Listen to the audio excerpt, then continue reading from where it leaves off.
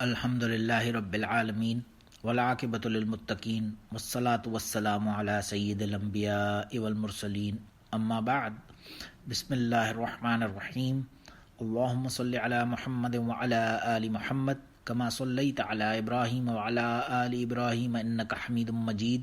اللہم بارک علی محمد وعلی آل محمد کما بارکت علی ابراہیم وعلی آل ابراہیم انک حمید مجید۔ یہ ایک حدیث ہے حضرت ابو ہریرہ رضی اللہ عنہ سے، بخاری اور مسلم شریف کے اندر شیخین نے دونوں نے اسے روایت کیا ہے۔ اور اس حدیث میں حضرت ابو ہریرہ رضی اللہ عنہ فرماتے ہیں کہ رسول اللہ صلی اللہ علیہ وسلم نے فرمایا، اعددت لعبادی الصالحین ما لا عین رأت ولا اذن سمعت ولا خطر علی قلب بشر وقرؤوا ان شئتم فلا تعلم نفس ما اخفی لهم من قرۃ اعین او کما قال علیہ الصلوۃ والسلام۔ اس حدیث میں رسول اللہ صلی اللہ علیہ وسلم نے فرمایا کہ میں نے اپنے نیک بندوں کے لیے وہ چیزیں تیار کی ہیں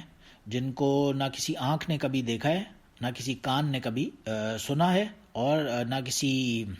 آدمی کے دل میں کبھی اس کا کوئی تھاٹ یا خیال بھی گزرا ہے۔ یعنی یہ جنت کی نعمتوں کی بات بتائی جا رہی ہے کہ اللہ، یہ حدیث قدسی ہے، تو اس میں اللہ سبحانہ و تعالی فرما رہے ہیں، قال اللہ تعالی اعددت لعبادی الصالحین ما لا عین رأت، کہ اللہ سبحانہ و تعالی فرماتے ہیں کہ میں نے اپنے نیک بندوں کے لیے ایسی چیزیں تیار کر رکھی ہیں جہاں نہ کسی آنکھ نے کبھی اسے دیکھا، ولا اذن سمعت، نہ کسی کان نے کبھی سنا، ولا خطر علی قلب بشر، کسی بندے کے دل میں ان چیزوں کا کبھی امیجنیشن ہی نہیں آ سکتی، ایسی چیزیں میں نے اپنے بندوں کے لیے رکھی ہیں۔ اور پھر وقرؤوا ان شئتم فلا تعلم نفس ما اخفی لهم من قرۃ اعین، کہ اگر تم چاہو، then he said، رسول اللہ صلی اللہ علیہ وسلم said، اگر تم چاہو تو قرآن کی آیت پڑھو، فلا تعلم نفس ما اخفی لهم من قرۃ اعین۔ اس میں کیا فرمایا گیا تھا اس آیت میں کہ کوئی آدمی بھی ان نعمتوں کو نہ جان سکتا ہے جو بندوں کے لیے بالکل محفوظ رکھی گئی ہیں، اور جن میں ان کی آنکھوں کے لیے ٹھنڈک ہے، من قرۃ اعین، ان کی آنکھوں میں ان کے لیے ٹھنڈک ہے۔ تو بیسک بتانے کا مقصد یہی ہے، یہاں پہ جنت کی نعمتوں کی بات چل رہی ہے۔ پہلی بات تو ظاہر ہے یہ کیونکہ حدیث قدسی ہے، تو اس میں یہ اللہ سبحانہ و تعالی خود فرما رہے ہیں لوگوں سے کہ میں نے تمہارے لیے جنت میں ایسی نعمتیں تیار کر رکھی ہیں، ایسی تمہیں باؤنٹیز اور بینیفٹس ملنے والے ہیں جن کا کبھی تم نے سوچا بھی نہیں ہوگا، تمہاری امیجنیشن میں بھی کبھی وہ چیزیں نہیں آئی ہوں گی جو میں نے تمہارے لیے ریڈی رکھی ہوئی ہیں اپنے نیک بندوں کے لیے اللہ نے۔ ظاہر ہے یہ ایک علم الغیب کا مسئلہ ہے، ظاہر ہے جو دنیاوی اعتبار سے ہماری جو آئی سائٹ ہے، اگر ہم اس کو دیکھتے ہیں، آج ہماری آنکھ کھلی ہوئی ہے تو ہمارا ایک ویژن ہوتا ہے، وہ سرٹن جگہ تک جاتا ہے، اس کی ایک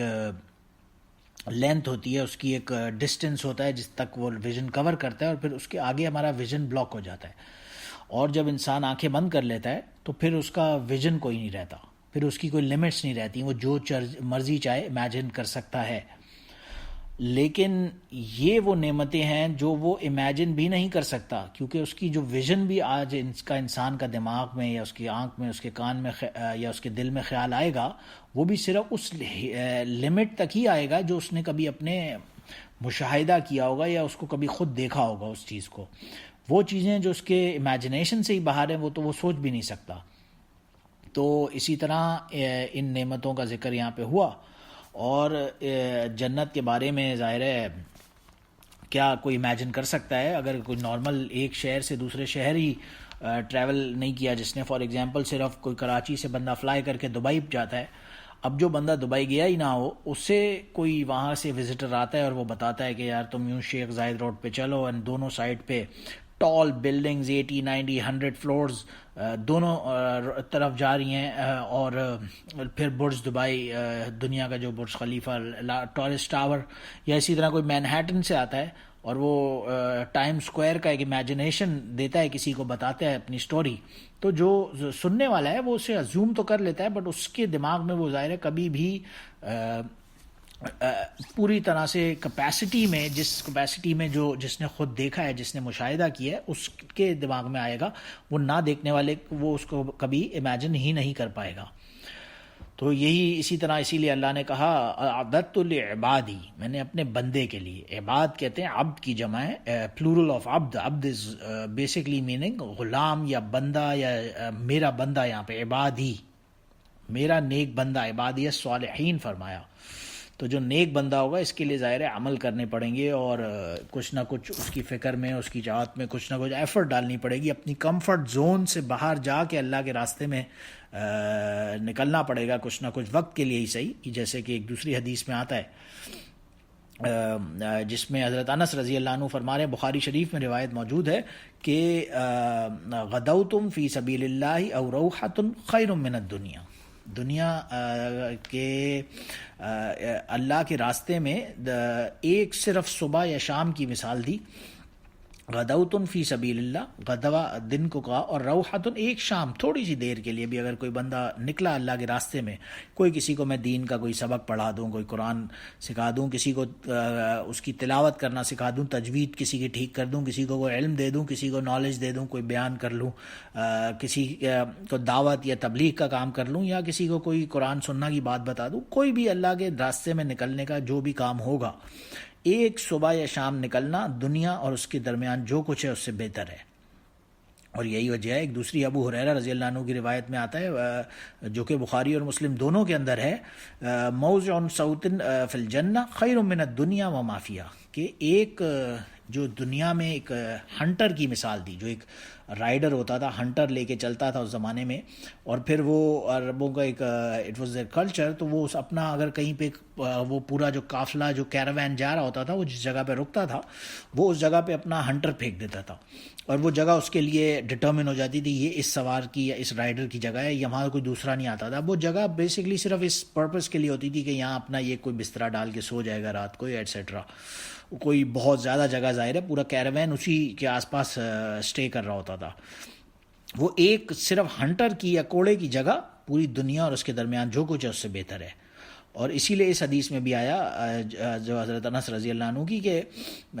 اللہ کے راستے میں نکلنا صبح یا شام تھوڑی دیر کے لیے بھی، وہ دنیا اور جو کچھ اس کے درمیان ہے اس سے بہتر ہے۔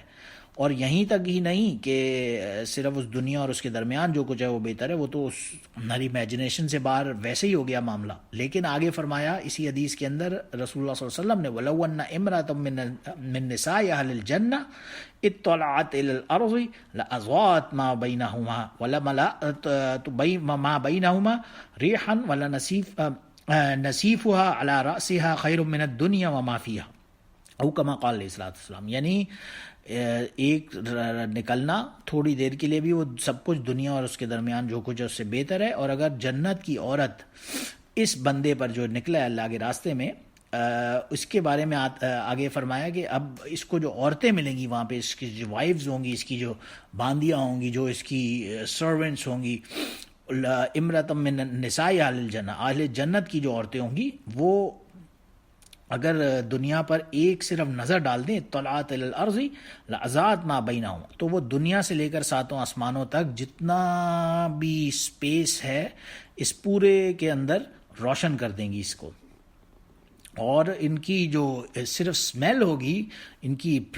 جو فریگرنس ہوگی، وہ ریحن وہ اتنی ہوگی کہ پوری دنیا اور جو کچھ آخرت آسمانوں اس پورے اسکائز کے اندر ہے وہ سب ان کی فریگرنس سے بالکل اسمیل، اس کی خوشبو آنا شروع ہو جائے گی۔ اور پھر ان کے جو صرف نصیف ہوا، ان کی جو صرف ایک اوڑھنی ہوگی، یعنی ان کی صرف چادر، جو ان کا ایک دوپٹہ ہوگا، وہ ان کے سروں پر، وہ دنیا اور جو کچھ اس کے درمیان اس سے بہتر ہوگا۔ تو یہ ان لوگوں کو، عبادی الصالحین جو شروع میں آیا تھا، نیک لوگوں کے لیے جو ایک گفٹ ہوگا، وہ ایسی عورتیں انہیں ملیں گی پھر، جو کہ صرف جس کے بارے میں آیا کہ ایک نظر ڈال دیں تو پوری اس کا یونیورس روشن ہو جائے، اور ایک پورا یونیورس میں ان کی فریگرنس پھیل جائے، وہ اتنی بیوٹیفل اور اتنی یعنی بالکل پاک ہوں گی عورتیں، جیسے کہ ایک دوسری جگہ پہ آتا ہے ازواج مطہرہ، قرآن پاک میں آتا ہے ان لوگوں کو جو ملنے والے، بشر الذین آمنوا، ان نیک لوگوں کو جو اللہ نے کی نعمتیں ہیں اس میں سے ایک یہ نعمت بھی اللہ نے عطا فرمائیں گے کہ ازواجم مطہرہ، پاک عورتیں، مطہرت کا مطلب طہارت سے نکلا ہے، جس کا مطلب یہ ہوگا کہ بالکل فزیکل عیب جو فلاز ہوتے ہیں، یعنی کہ کوئی کسی کو یورین، نارمل عورتوں کے اندر اگر یورین ہو، فیسز یعنی کہ ٹوائلٹ وغیرہ، یا حیض نفاس جس سے کہا جاتا ہے، پیریڈز اور ایٹسیٹرا ایٹسیٹرا، جتنی بھی نزلہ ہے، زکام ہے، تھوک ہے، جتنی جو عیب کسی عورت کے اندر کوئی سمجھا جائے گا وہ سب کے سب سے فزیکلی بھی پاک ہوں گی اور اسپریچولی بھی، نہ ان کے اندر کسی سے بغض، نہ کینہ، نہ حسد، نہ ریا، کچھ بھی نہیں، کسی سے نہ جیلسی، نہ کسی سے کوئی عداوت، بالکل اسپریچولی بھی پاک عورتیں اور بالکل فزیکلی بھی پاک عورتیں ایسے لوگوں کو ملنے والی ہیں۔ تو بہرحال یہ جنت کی نعمتوں کا، باؤنٹیز آف جنت کی یہ بات کیونکہ چل رہی ہے، تو ایک دوسری حدیث میں روایت میں یہ بھی آتا ہے کہ ان فی الجنت شجرۃ یسیر الراکب، کہ ایک جنت میں ایک درخت ہوگا کہ اگر کوئی پیدل چلنے والا اس کے سائے میں، just in a tree shadow, جب وہ چلنا شروع کرے گا تو 100 عام، 100 سال کا عرصہ گزر جائے گا، بٹ لا یقطعها ولا قاب قوس احدکم فی الجنہ خیر مما طلعت علیہ الشمس وهو تغرب، کہ اگر وہ چلتا رہے گا اس ٹری کے شیڈو میں تو 100 ایئرز گزر جائیں گے، وہ اس کا شیڈو صرف اس ٹری کا ختم نہیں ہوگا، وہ اتنا ہیوج ٹری ہوگا۔ اور ایک صرف اسی طرح سے جیسے وہاں پہ کوڑے کا ذکر آیا تھا، ایک ہنٹر کا ذکر آیا تھا، یہاں پہ بو اینڈ ایرو کا ذکر آیا، جو اس کی لقاب قوسن، قاب قوس کہتے ہیں بو اینڈ ایرو کو۔ تو جو رائڈرز ہوتے تھے وہ ظاہر اپنا کوڑا ہنٹر کسی جگہ پہ رکھ دیتے تھے جس طرح سے اپنی جگہ کو ریزرو کرنے کے لیے، اسی طرح جو پیڈسٹرینز جو پیدل چلنے والے اس کیراوین میں ہوتے تھے لوگ، وہ اپنا وہ بو اینڈ ایرو رکھ دیتے تھے اپنی جگہ کو ریزرو کرنے کے لیے۔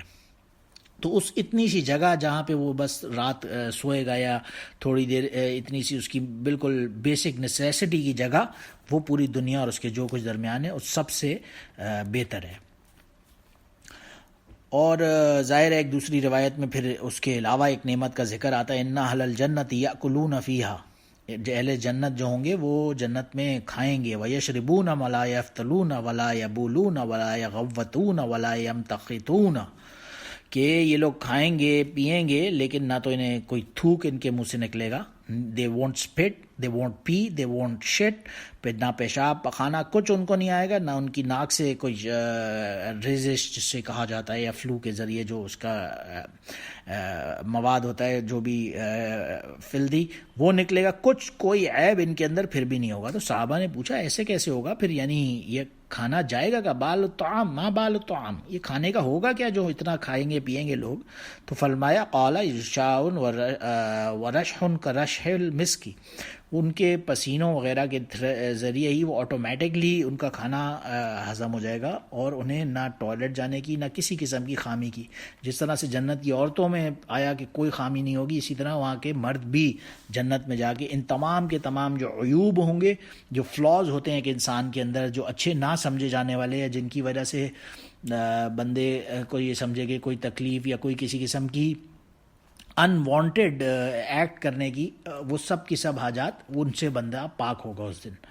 اینی ہاؤ اللہ ہمیں ایسے جنتیوں میں شامل فرمائے۔ اور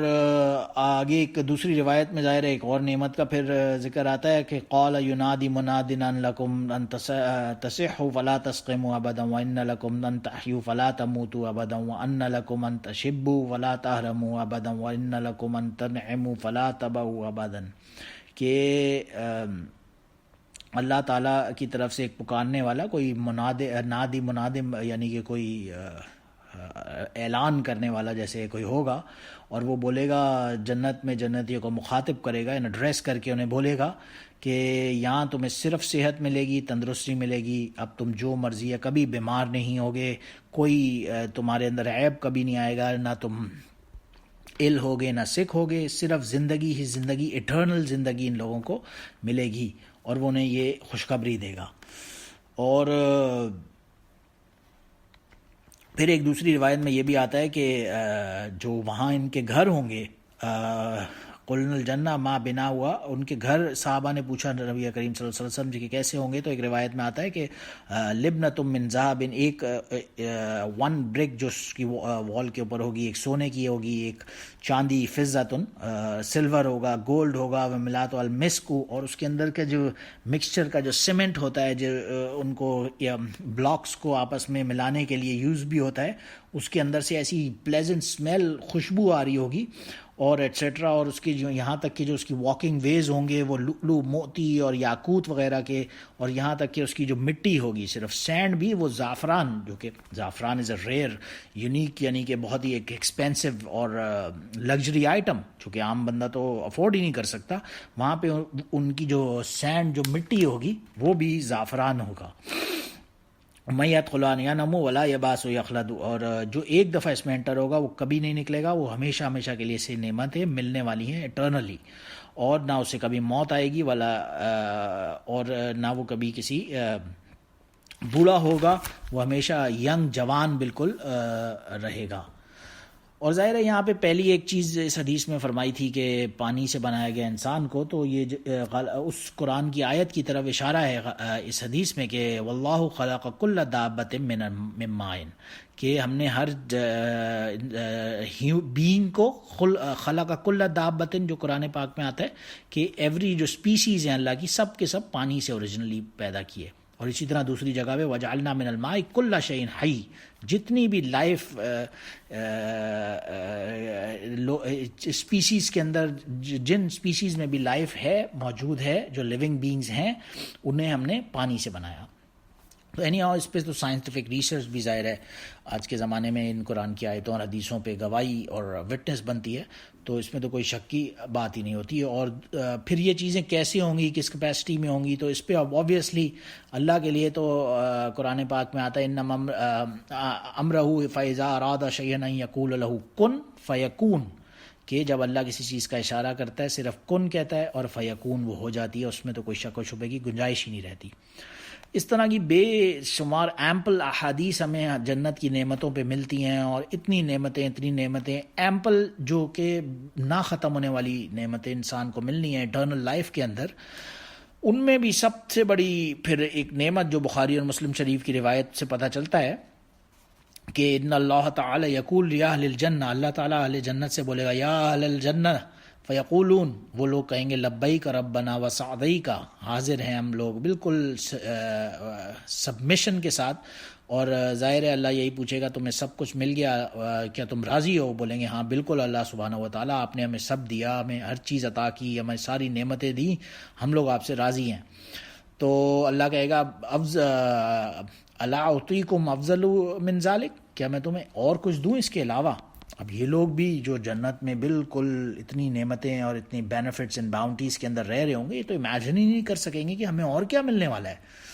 تو فیقولون، یہ اللہ سے کہیں گے یا ربی ایو شیء، اس کے علاوہ ہمیں اور کیا مل سکتا ہے؟ سب کچھ تو آپ نے ہمیں دے دیا،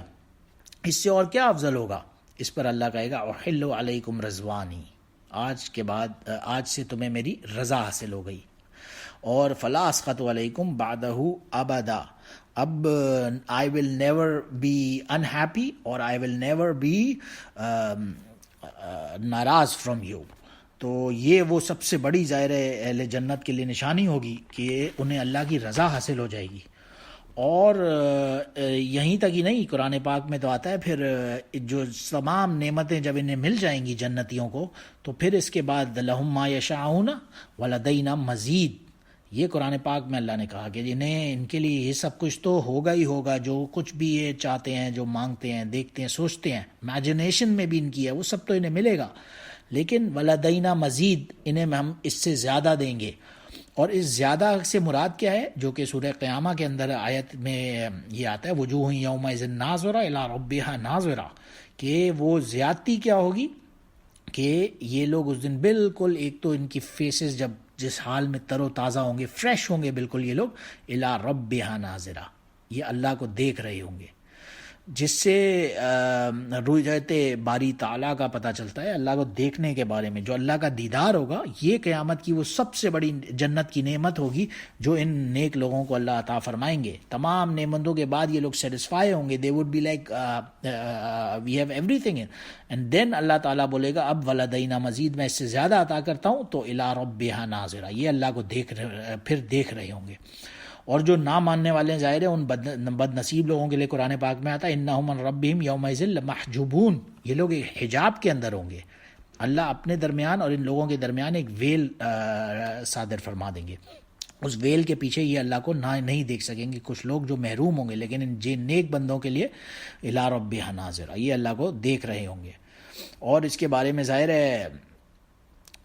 نبی کریم صلی اللہ علیہ وسلم کی ایک روایت کے اندر مسلم شریف میں حضرت صہیب رضی اللہ عنہ سے جو ہے مروی، اس میں رسول اللہ صلی اللہ علیہ وسلم نے فرمایا اذا دخل اہل الجنۃ الجنۃ یقول اللہ تعالی تريدون شیئا اریدکم فیقول الم تبیض وجوہنا ولم تدخلنا. یہ تمام وہی حدیث کے اندر کہ یہ اللہ پوچھے گا تمہارے کو سب مل گیا، وہ اللہ کا شکر ادا کریں گے اور اللہ کو سے یہی عرض کریں گے کہ ہاں ہمیں تو سب مل گیا. تو اس کے بعد قال فیرفع الحجاب، اللہ ان کے سامنے سے حجاب اٹھا دے گا. فینظرون الی وجہ اللہ، یہ اللہ کو دیکھ رہے ہوں گے. فما اوتوا شیئا، اور ظاہر ہے جب اس حال میں، اس کیپیسٹی میں کوئی اللہ کو جب دیکھ رہا ہو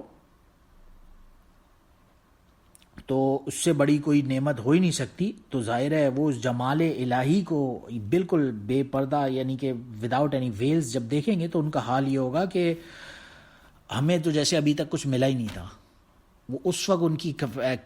کیپیسٹی، ان کی ایک کیفیت ایسی ہو جائے گی کہ ہمیں تو جیسے کچھ آج تک ملا ہی نہیں تھا. بہرحال یہی وہ آگے پھر تلاوت فرمائی اس حدیث کے اندر کہ آپ صلی اللہ علیہ وسلم نے فرمایا کہ قرآن کی یہ آیت تلاوت فرمائی للذین احسنوا الحسنى وزیادۃ، کہ جن لوگوں کو دنیا میں اچھی بندگی والی زندگی گزاری، جنہوں نے نیک لوگ بنے، عبادی الصالحین جنہیں کہا گیا تھا پیچھے حدیث میں، ان کے لیے اچھی جگہ ہوگی اور اس کی مزید نعمت ہوگی. اور وہ زیادتی جو ہے، جو مزید، جسے قرآن میں کہا احسن الحسنى وزیادہ، یہ زیادہ جو ہے اس سے مراد اللہ کا دیدار ہوگا جو اس حدیث اور ان آیتوں میں آتا ہے. اور ظاہر ہے اس دیدار کو حاصل کرنے کا طریقہ کیا ہوگا؟ تو سوچے گا انسان ظاہر ہے کہ یہ اگر ایسی نعمت ہوگی کہ جنتی بولیں گے ہمیں تو جیسے آج تک کچھ ملا ہی نہیں تھا، اور پھر اتنی بڑی نعمت. اور ظاہر ہے ایک نیچرل انسٹنکٹ بھی ہے کہ ہمارا کریٹر، ہمارا جو خالق ہے، اسے دیکھنے کا ایک شوق ہر مسلمان کے اندر نیچرلی بھی ایگزسٹ کرتا ہے. ظاہر ہے اوبویسلی ایون ایک نان مسلم بھی ہو، وہ اپنے کریٹر کو، اپنے لارڈ کو، اپنے جو بھی اس کا خالق ہوگا، اس کی ایک اسے کریوسٹی رہے گی دماغ میں، اس کے سوچ میں. انسان سائنس آج تک پڑھی رہے گی کہ ہماری ریزن آف ایگزسٹنس کیا ہے. تو وہ ریزن آف ایگزسٹنس جب سامنے آئے گی تو ظاہر ہے ایک بالکل کیفیت ہی اور ہو جائے گی، ہوگی جنتیوں کی. تو ہر مسلمان یہی سوچتا ہے کہ اسے حاصل کیسے کیا جائے. اس کا طریقہ بخاری اور مسلم شریف کی روایت میں ہمیں ملتا ہے حضرت جریر بن عبداللہ رضی اللہ عنہ سے کہ قول یہ فرماتے ہیں کہ کنہ جلوسا عند رسول اللہ صلی اللہ علیہ وسلم، ہم رسول اللہ صلی اللہ علیہ وسلم کے پاس ایک دن بیٹھے ہوئے تھے، جسٹ جو کوئی گیدرنگ کے اندر ایک سب لوگ آپس میں بیٹھے ہوئے باتیں کر رہے ہوں گے جیسے، اور رسول اللہ صلی اللہ علیہ وسلم نے اس پر فنظر الی قمر لیلۃ البدر، تو اس دن کوئی 14 مون آسمان پر روشن ہوگا لیلۃ البدری، اور جیسے کوئی 14ویں کا چاند نظر آ رہا ہوتا ہے، اس کی طرف دیکھتے ہوئے فقال، فرمایا رسول اللہ صلی اللہ علیہ وسلم نے انکم سترون ربکم کما ترون ھذا القمر، قیامت کے دن تم اللہ کو جنت میں ایسے ہی دیکھو گے جیسے اس چاند کو دیکھ رہے ہو. لا تضامون فی رؤیتہ فإن استطعتم، کہ اس کے درمیان کوئی شک و شبہ، کوئی ایبسولوٹ بالکل کنفیوژن رہنی ہی نہیں چاہیے. اسی طرح جیسے یہ روشن چاند پوری دنیا میں سائملٹینیسلی ایک بندے کو نظر آتا ہے، اسی طرح سے یہ رب کو دیکھ رہے ہوں گے. فإن استطعتم، اب اگر تم چاہتے ہو کہ یہ ایسا ہو، ان لا تغلبوا علی صلاۃ قبل طلوع الشمس وقبل غروبها، کہ جو صبح کی فجر کی نماز مراد ہے، قبل طلوع الشمس و قبل غروبیہ، اور عصر کی نماز ہے. ففعلوا، ثم یہ دو نمازیں تم اپنی پکی کر لو بالکل ایبسولوٹلی. ثم قرأ، اور پھر رسول اللہ صلی اللہ علیہ وسلم نے یہ آیت تلاوت فرمائی، سبح بحمد ربک قبل طلوع الشمس وقبل غروبها، یعنی قرآن پاک میں جو آیت آتی ہے وسبح بحمد ربک قبل طلوع الشمس وقبل غروبها، کہ صبح فجر کی نماز اور عصر کی نماز بالکل سب لوگ اس وقت خاص طور سے سبح بحمدک اپنے رب کی تسبیح بیان کریں اور اس کی حمد بیان کریں۔ تو ظاہر ہے ان دو نمازوں کے ذریعے کوئی بندہ رب کے دیدار تک پہنچ سکتا ہے، یہ رسول اللہ صلی اللہ علیہ وسلم کے بتانے کا مقصد تھا، اور